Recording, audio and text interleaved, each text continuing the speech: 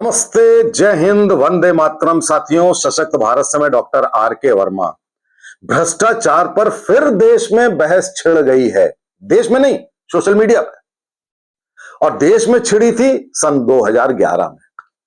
बड़ी तगड़ी बहस छिड़ी थी और समय समय पर इस देश में भ्रष्टाचार के विरुद्ध जंग छिड़ चुकी है, लेकिन हुआ कुछ नहीं। 2011 में जो भ्रष्टाचार की मुहिम उठी थी, उसका नतीजा क्या हुआ? उसका नतीजा हुआ हमें एक राजनीतिक ठग मिल गया।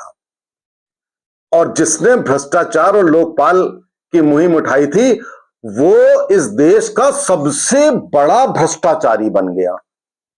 अब साथियों, आज की तारीख में मामला यह पहुंच गया है कि हर व्यक्ति कह रहा है कि जब जजेस के घर में करोड़ों, सैकड़ों करोड़ रुपए की अगर नगदी मिल सकती है, और ये केवल एक टिप ऑफ आइसबर्ग है। टिप ऑफ आइसबर्ग का मतलब समझते हैं ना, कि जब 1/10वां हिस्सा ऊपर दिखता है और बाकी का 9 हिस्से पानी के नीचे होते हैं, उसे टिप ऑफ आइसबर्ग कहते हैं। तो ये कहा जा रहा है कि भैया अब कोई उम्मीद बची नहीं है। जब पूरी न्यायपालिका डिफेंड कर रही है और न्यायपालिका में अभी तो एक पे मिला है, बाकी पे मिलेगा नहीं, क्योंकि आप कुछ कर नहीं सकते, इन्वेस्टिगेट नहीं कर सकते हैं। तो पूरे देश में ये जंग, एक बहस छिड़ गई है कि इस देश में 100 में से 99 लोग भ्रष्टाचारी, और भ्रष्टाचार के विरुद्ध किसी भी सरकार ने प्रभावी कदम नहीं उठाए हैं। साथियों, उसके पीछे कारण आप जानते हैं क्या होगा?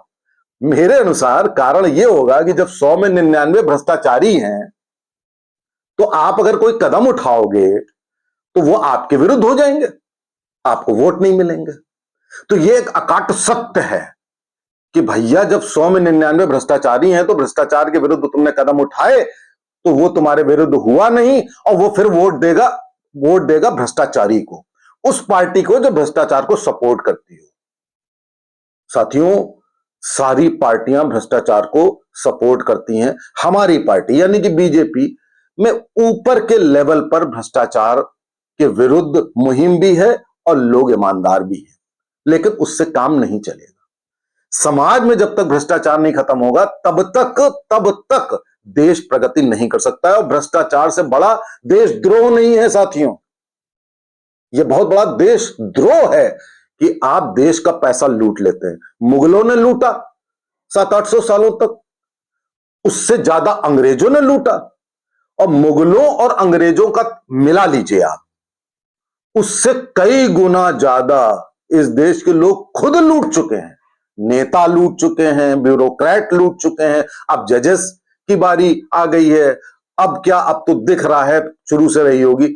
और बाकी आम जनता भी, एक दूध वाला दूध में पानी मिलाएगा, एक परचून वाला दाल में कंकड़ मिलाएगा। तो भ्रष्टाचार हमारे डीएनए में है। इसके लिए प्रभावी कदम क्या होने चाहिए? प्रभावी कदम अगर सरकार उठा ले तो भ्रष्टाचार पर अंकुश लग सकता है। देखिए, हमारी सरकार ने कुछ कदम उठाए, नोटबंदी की। नोटबंदी से भ्रष्टाचार पर 3-4 साल के लिए अंकुश लगा था साथी। जमीनें थोड़ी सस्ती हो गई थी, और सस्ती नहीं हुई थी तो दाम बढ़े नहीं थे। उसके बाद सरकार ने कदम उठाया 2000 नोट का बंद करने का।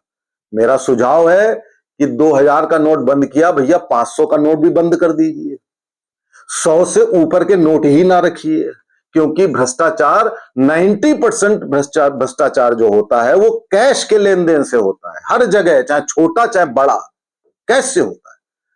अब 500 का नोट और 100 के नोट में फर्क हो जाएगा, मतलब आप 5 गुना ज्यादा नकदी बढ़ जाएगी, रखने की समस्या हो जाएगी, देने लेने की समस्या हो जाएगी। तो कुछ तो अंकुश लगेगा। यह काम तो किया जा सकता है। दूसरा, क्या आप यह काम नहीं कर सकते कि 20,000 से ऊपर का कोई भी ट्रांजैक्शन देश में हो अगर, तो वो ऑनलाइन हो, प्लास्टिक मनी से हो, कैश से ना हो। सब चीज ब्लैक एंड व्हाइट में आ जाएगी। आप एक प्रॉपर्टी खरीदिए या आप कुछ भी खरीदिए, वो बिल्कुल सामने आ जाएगा।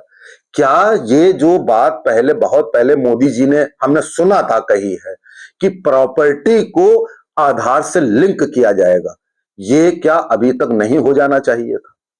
अगर आप प्रॉपर्टी को, कारों को, आप बड़ी बड़ी लग्जरीज को अगर आप आधार से लिंक कर दें तो एक क्लिक से पता लग जाएगा कि इस व्यक्ति के पास कितनी जायदाद है, इसने कैसे खरीदी है, इसके सोर्सेस क्या हैं। प्लास्टिक मनी से ही वो कर पाएगा।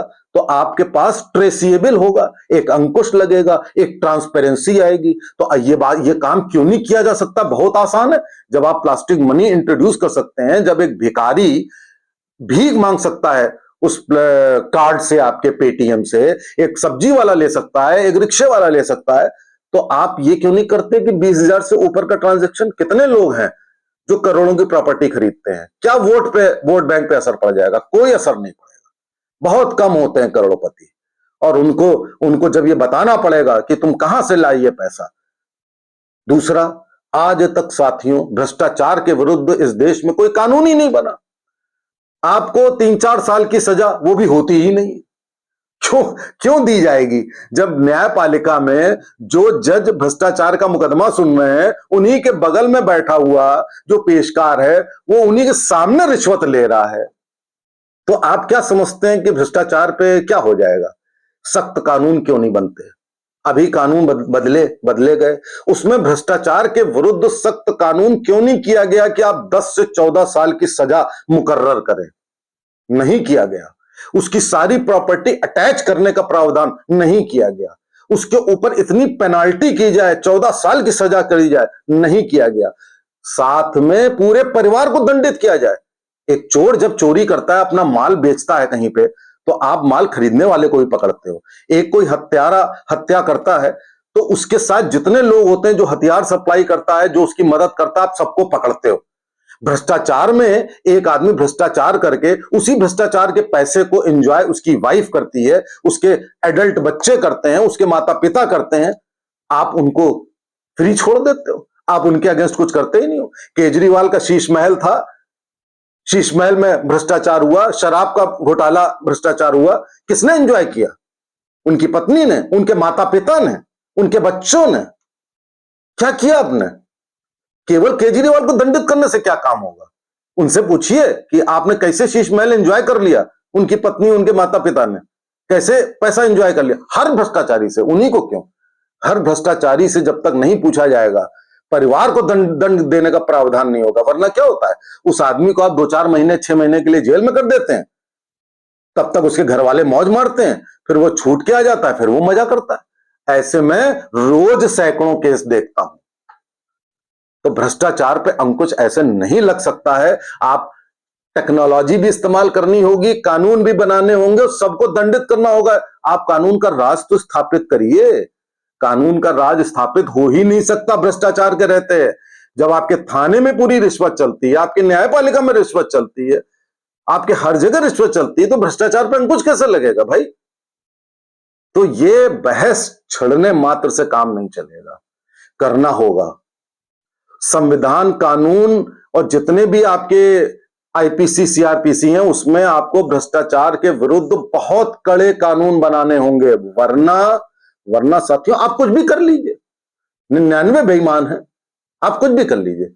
अब वो हम लोग डायरेक्ट बेनिफिट ट्रांसफर करते हैं किसान में, हम बहुत खुश हैं कि हमने किसान के अकाउंट में ट्रांसफर कर दिया।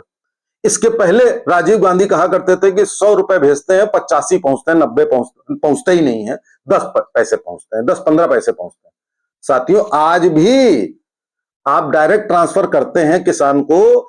किसान जब अपने अकाउंट से पैसे निकालने जाता है तो वहां मैनेजर कहता है कि इतना मेरा, इतना प्रधान का, इतना इसका, इतना उसका, तब पैसा निकलता है। तो कुछ हो ही नहीं सकता। तो कानून क्यों नहीं बनाएंगे? ऐसा नहीं है कि आपने केवल टेक्नोलॉजी कर दी, उसके अकाउंट में ट्रांसफर कर दिया, बात बन जाएगी।